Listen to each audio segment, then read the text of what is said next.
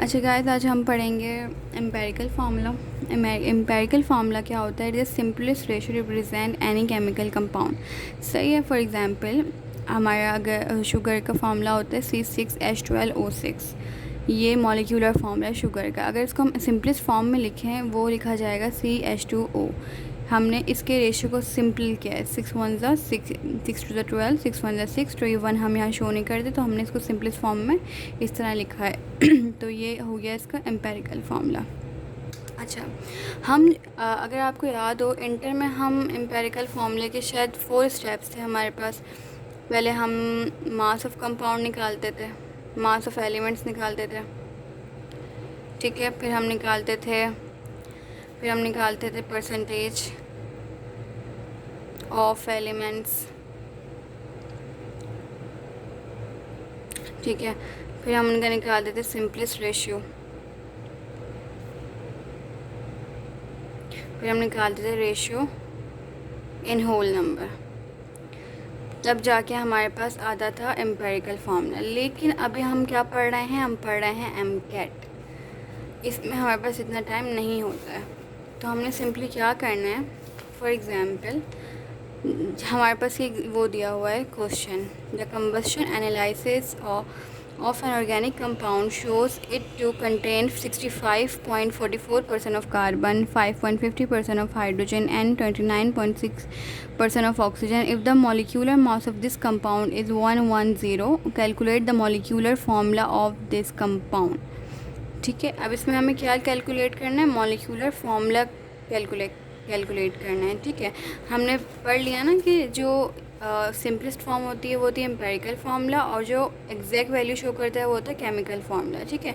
लेकिन हमें एमकेट में इतना लंबा प्रोसीजर करना नहीं होता, ठीक है।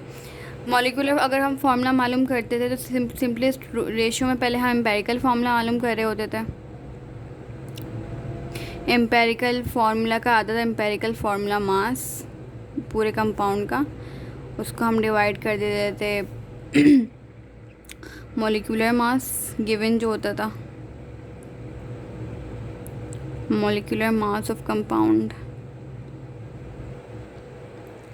उसके बाद ये आता था n, it was equals to n, और फिर it was is equals to n, और मॉलिक्यूलर फार्मूला बराबर होता था n एम्पेरिकल फार्मूले के। ये हमारा जो है हमारा ये पहले इस सारा मसला होता था, ठीक है।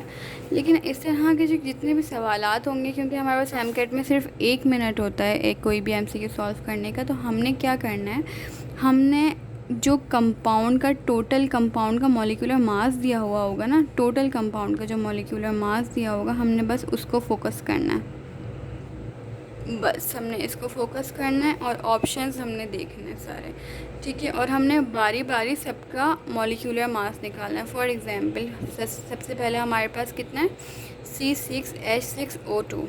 अगर हम इसका मॉलिक्यूलर मास निकालें C6H6O2, सही है।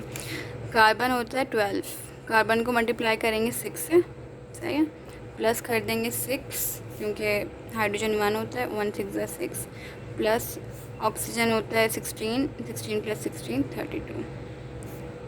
अब अगर हम इसका ओवरऑल निकालें, ये it should be equal to 110। हम 1 बाय 1 हर ऑप्शन का मॉलिक्यूलर वेट निकालेंगे, it should be equal to 110। For example हमने कैलकुलेट किया तो इसका 110 आया। इसका क्या मतलब, आंसर हमारा यही है, सही। अगर ये नहीं होता आंसर, फॉर एग्ज़ाम्पल अगर हम किसी और का निकालें, हम दूसरे कंपाउंड का निकालें C6H3O2, किस तरह निकालेंगे? कार्बन होता है 12, 6 प्लस 3 प्लस 32, ठीक है ना। सबका मैंने एटॉमिक मास लिखा है सिंपल। ये कितना हो जाएगा, 12 6 6 to the 12, 6 1 6 1 72 plus 3 75 plus 32 107। इसका हमारा आंसर आ रहा है 107। इसका मतलब ये रॉन्ग है। इस तरह 1 बाय 1 आपने सबके कैलकुलेट करने मॉलिक्यूलर मास, एंड जो राइट होगा उस पर टिक कर देना। इतने लंबे स्टेप्स और ये सारी चीज़ें एमकेट में आके बेमायने हो जाती हैं, ठीक है। अच्छा, इस तरह के देखें सवालात बहुत ज़्यादा आते हैं। हमें गिवन में होता है find the molecular formula when the empirical formula is CH2O and molecular mass is 180। मतलब मॉलिक्यूलर मास दे देते हैं, सही है, और एम्पेरिकल फार्मूला दे देते हैं। हमें फाइंड क्या करना होता है, मॉलिक्यूलर फार्मूला मालूम करना होता है। तो इसके लिए ये बहुत इसलिए आते हैं क्योंकि ये जल्दी हो जाता है, छोटा सवाल होता है, इसलिए एमकेट में आ जाता है।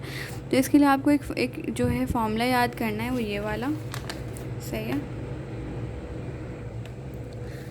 आपने जो है इसके लिए फार्मूला याद करना है, मॉलिक्यूलर फार्मूला किसके बराबर होगा, n multiply by empirical formula. अच्छा जी, n के लिए हम क्या करेंगे,